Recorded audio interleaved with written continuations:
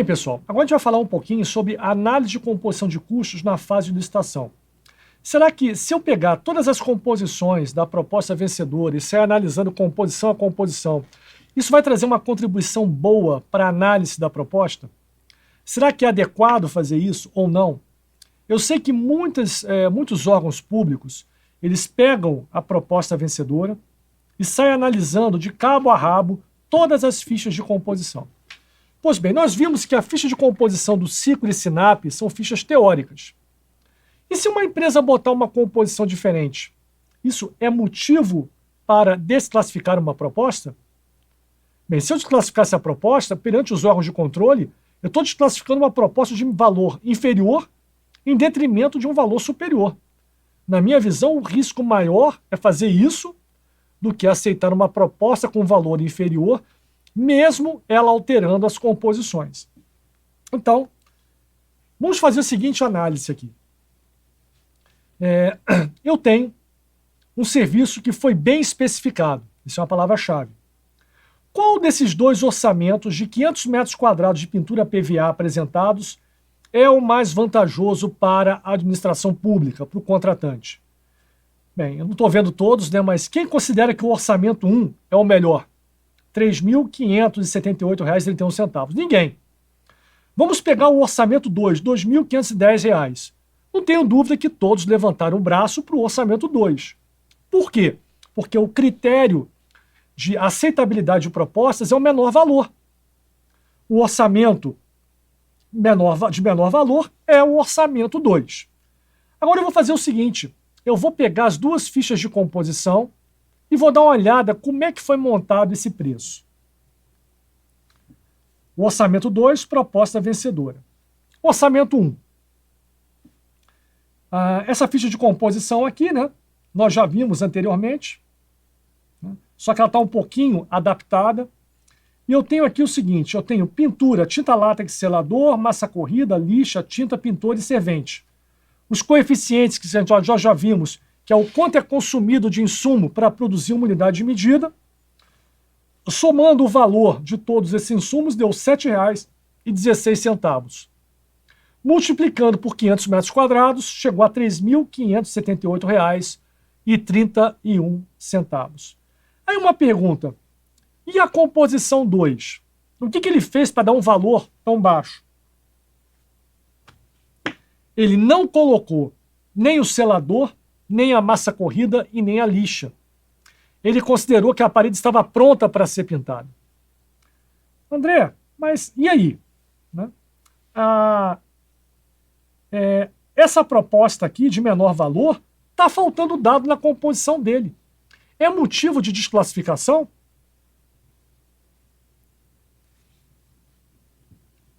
Né? E aí, desclassifica ou não? Né? Considerando que o serviço foi bem especificado, qual é a proposta mais vantajosa? Eu vou voltar aqui um pouquinho e vou tentar mostrar para vocês as diferenças aqui. Tinta, selador, massa corrida e lixa, ele colocou, o outro não. A tinta látex PVA, o que acontece aqui? O coeficiente é 0,2 e o preço do litro é R$ 6,65. A proposta de menor valor, o coeficiente é 0,2 também. Quer dizer, a produtividade da tinta, o consumo da tinta é o mesmo, quer dizer, a tinta tem a mesma qualidade. Só que olha o preço da tinta aqui, R$ 7,65, em torno de R$ 1 mais caro que a outra tinta, por litro. Pintor, o coeficiente aqui do pintor e servente é 1,25, o mesmo coeficiente da outra composição. Olha o custo horário, R$ 1,80 e R$ 1,24. Olha o custo horário do pintor e servente desse aqui, é mais barato do que o outro. Então essa composição tem a tinta mais barata, tem o pintor e o servente a hora mais barata. Só que um detalhe, o coeficiente de pintor e servente também são os mesmos. Alguém desavisado pode falar, opa, a produtividade dos dois é a mesma. O outro aplica a massa corrida, lixa, aplica selador e pinta em 1 hora e 15 minutos. Esse aqui só pinta em 1 hora e 15 minutos. Então, apesar dos coeficientes serem iguais, a produtividade do orçamento 2 é muito pior do que a produtividade do orçamento 1. Aí eu volto à pergunta. Considerando que o serviço foi bem especificado, qual dos dois orçamentos de 500 metros quadrados de pintura PVA apresentados é o mais vantajoso para o contratante? Eu sei que muitos vão tender a levantar o braço para o orçamento 1. Eu continuo mantendo o orçamento 2. Por quê? Porque o critério de aceitabilidade é o menor preço. A empresa tem liberdade de ajustar a composição conforme ela considera mais adequado. Eu falei que a contratação foi bem especificada. Então, pessoal, o orçamento 1 indiscutivelmente foi melhor elaborado que o orçamento 2. Entretanto, o que define o serviço a ser executado não é a ficha de composição. São as especificações e o projeto, e foi falado que a especificação foi bem feita. Quem cometeu o erro gerencial foi quem? Foi o orçamentista da proposta 2. Então ele não pode transferir essa responsabilidade gerencial, esse erro, para a administração pública. Ah, André, mas e se eu considerar o preço inexequível, eu posso desclassificar para o preço inexequível? Até pode. Mas tem que ter o quê? A consulta à empresa 2. E ela tem que concordar, ela tem que demonstrar que não, eu consigo absorver essa diferença com o meu lucro. Se ela colocar isso no papel e encaminhar, dificilmente uma comissão vai desclassificar essa proposta, porque isso é um vício sanável. Então, conclusão. Né? Essa empresa, muitas vezes, vai continuar a execução da obra e vai tentar compensar essa falha aonde? Nos aditivos contratuais. Por isso que é importantíssimo o fiscal estar antenado com o que está acontecendo na licitação. Porque esse tipo de problema aconteceu na licitação, a empresa bateu o pé dizendo que o preço era exequível, não tinha como comprovar o contrário, ela foi classificada, assinou o contrato e depois ela está querendo um aditivo indevido. Então, pessoal, muito cuidado nessa hora, porque você desclassificar uma proposta por um preço menor chama mais atenção do controle do que não desclassificar. E outra coisa, a gente viu aqui um único serviço. Uma obra tem quantos itens de serviço? 200, 300, 500, já peguei licitação de 1.000, 2.000 serviços. Isso passando batido numa análise de comissão de contratação. Cai na mão do fiscal. Ele vai aceitar um pleito de acréscimo de quantitativos porque a empresa errou o orçamento? Não. A empresa não tem direito a esse aditivo contratual. Outra questão importante que a gente tem que discutir. Composição diferente do orçamento de referência é considerado erro? Eu já vi comissão desclassificar propostas de menor preço porque a empresa mexeu nos coeficientes de produtividade. Pessoal, se a empresa mexe no coeficiente de produtividade, né, eu dou uma medalha para a empresa. Por quê? Ela fez o certo, ela analisou o orçamento e adaptou o orçamento à sua realidade. André, como assim? Vamos ver aqui um exemplo que eu já utilizei anteriormente. Vamos pegar aqui essa pintura. Massa corrida, lixa, tinta, pintor e servente. Observa a composição que a gente analisou anteriormente, né, que custou R$12.000. Eu estou dizendo que o pintor e o servente estão trabalhando juntos durante 1 hora e 15 minutos, sendo que 15 minutos desse período, esse servente sai e vai desenvolver outra atividade. É isso que a composição está dizendo. E se esse servente trabalhar todo o tempo na pintura? Qual o ajuste necessário na composição? Eu tenho que mudar o coeficiente de 1 para 1,25. Aí eu estou dizendo o seguinte, não, esse meu servente aqui na minha empresa, ele não vai trabalhar em outra atividade a não ser na pintura. Ajustou o coeficiente. O que aconteceu com o preço do serviço? Saltou de 12.000 para R$12.875. Está errado? Não.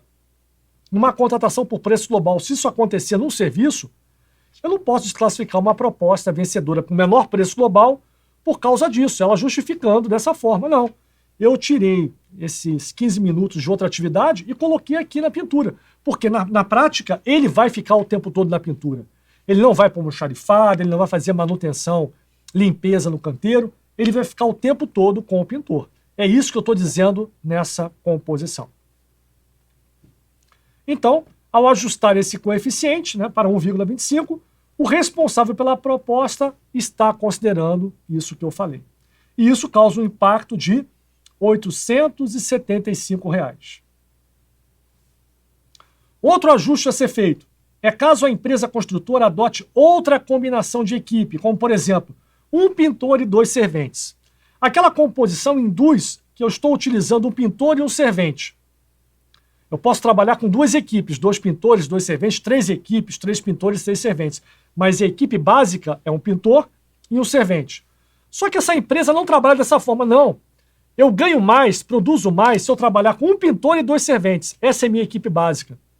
Como é que ele ajustaria essa composição? Dessa forma aqui.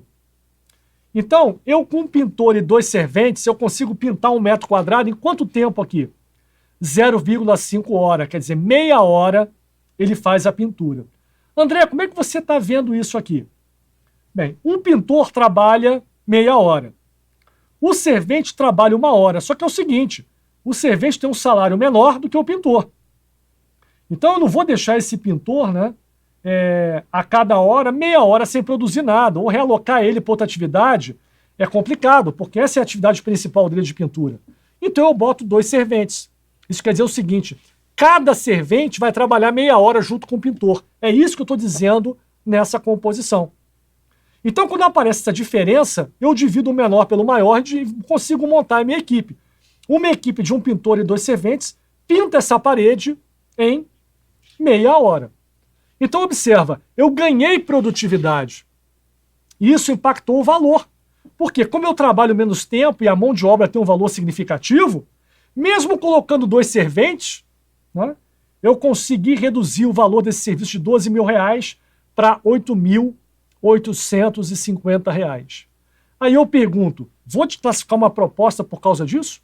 Porque ele mexeu no coeficiente de produtividade? Não. Eu vou dar o parabéns para essa empresa, porque ela adequou a composição à sua realidade. Então, passou de 12 mil para 8 mil.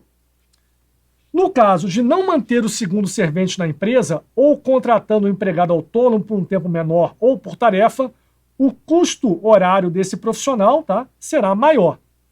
Isso pode acontecer o seguinte, a empresa quer trabalhar com um pintor e 2 serventes, mas ela não quer contratar, né, como empregado efetivo da empresa mais um servente, ele quer contratar como autônomo.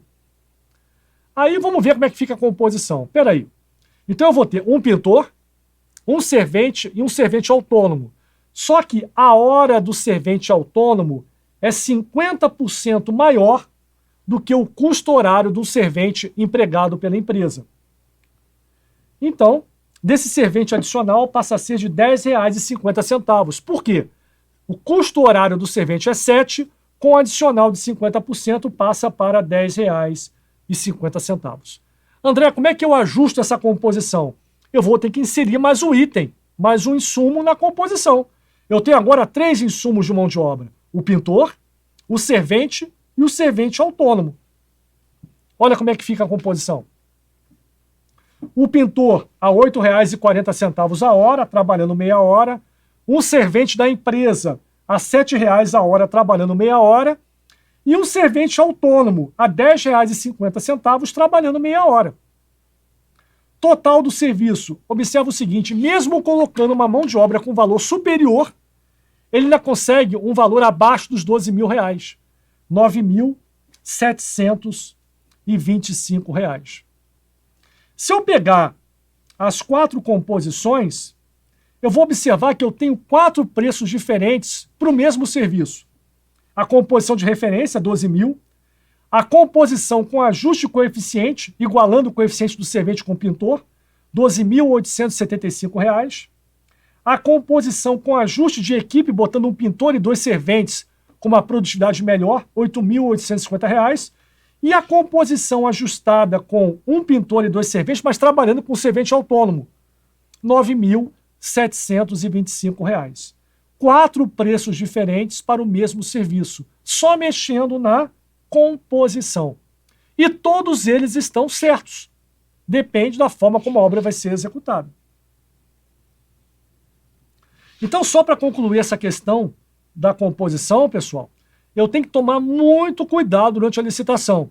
Apareceu composição de custo diferente do ciclo do SINAP ou da tabela que você usa, não sai desclassificando a proposta. Né? E eu vou mais além. Eu, pessoalmente, eu não analiso ficha de composição.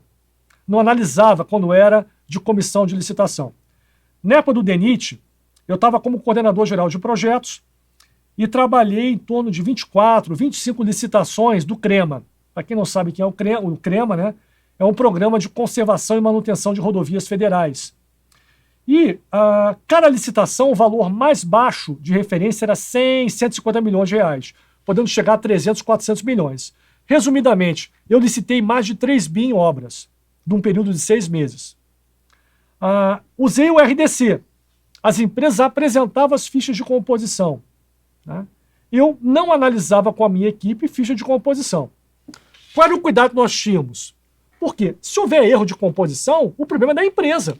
Ela não vai ter direito aditivo por erro de composição.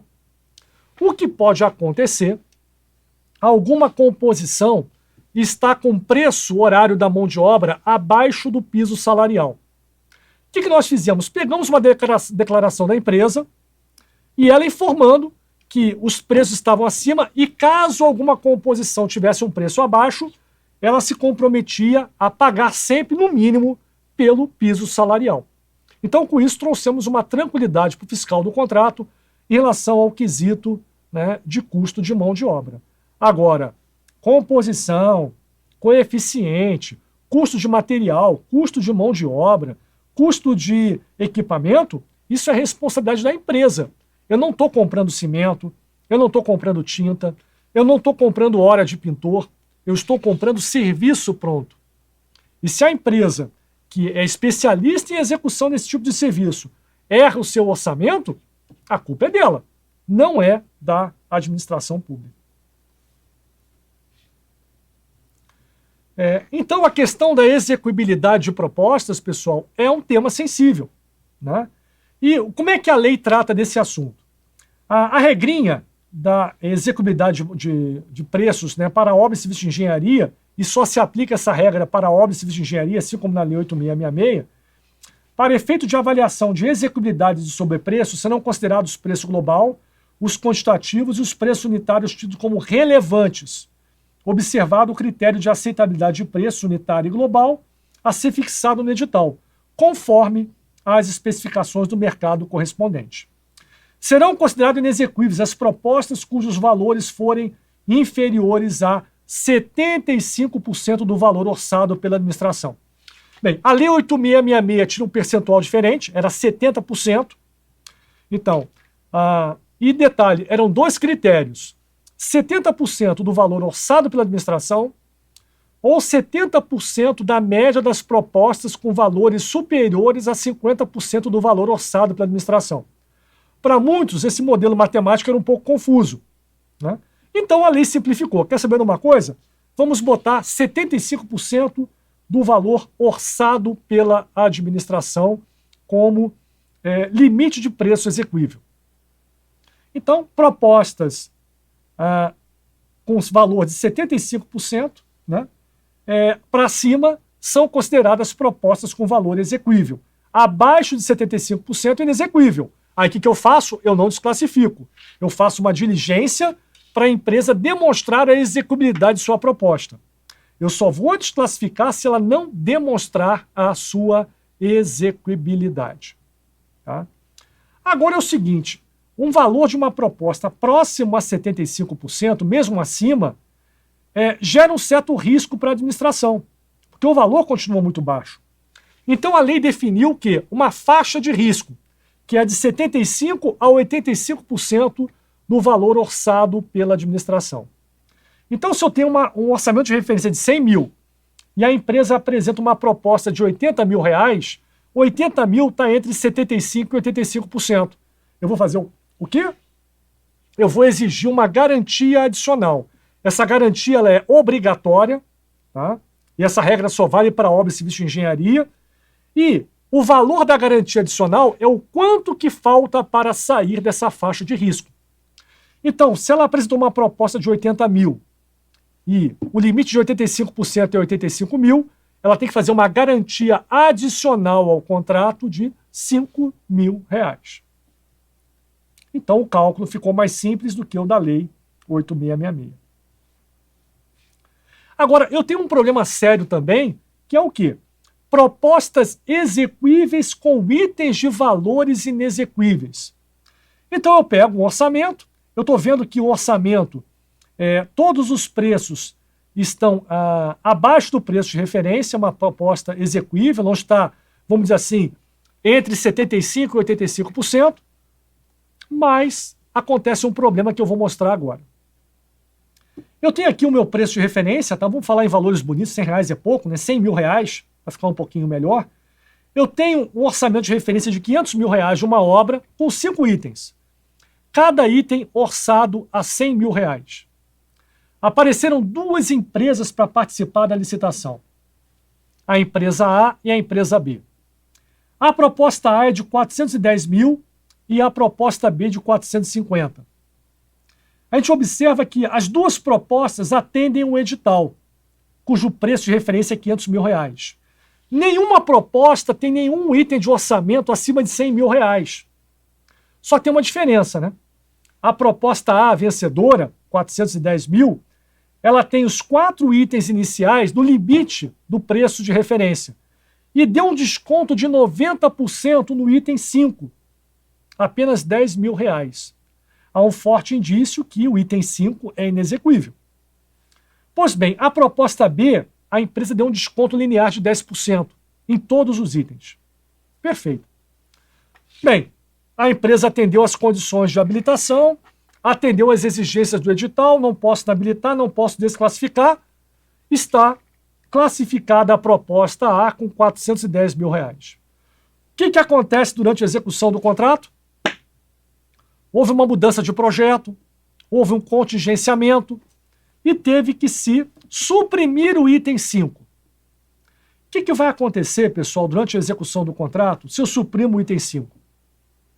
Vamos voltar lá na licitação e pega a proposta B.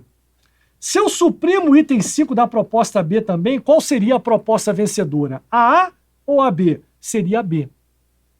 E isso, pessoal, é crítico. Por quê? Eu acabei de criar uma situação de superfaturamento na minha obra. Sobrepreço e superfaturamento. Eu fiz uma supressão do item que aumentou o valor do meu contrato significativamente. Qual seria a solução para esse problema? Primeiro, a empresa não deu causa. Então, ela não pode ser penalizada por causa disso. Segundo, a empresa não pode executar um serviço por um preço que ela não apresentou. Então, eu não posso obrigá-la a fazer nada. Solução. Lá na licitação, observando uma discrepância dessa, é claro que eu acentuei a discrepância para chamar a atenção, né? No mundo real, não costuma ser tão discrepante assim os valores. Eu já posso, numa ata de reunião com a empresa, tentar resolver essa questão da seguinte forma. Ela se comprometer a, caso esse item seja suprimido, ela garantir a manutenção do desconto global que ela deu, né? Então, em 500 mil, ela deu um desconto de 90 mil reais, né? Então, esse desconto ser mantido durante a execução do contrato. Outra solução, passou batido na licitação. O contrato vai começar e o fiscal é cauteloso, né? Ele pegou essa proposta e viu o problema. Então, ele já negociar com a empresa, lá na fase inicial, né, que caso haja supressão, ela concordar, ela pode aceitar ou não, né? Se ela não aceitar, já suprimir de imediato o item e considerar um motivo por interesse público de fazer a rescisão contratual, porque essa supressão está gerando um sobrepreço no contrato. E se eu mantiver esse contrato, eu vou gerar um superfaturamento. Então, eu tenho soluções na fase inicial.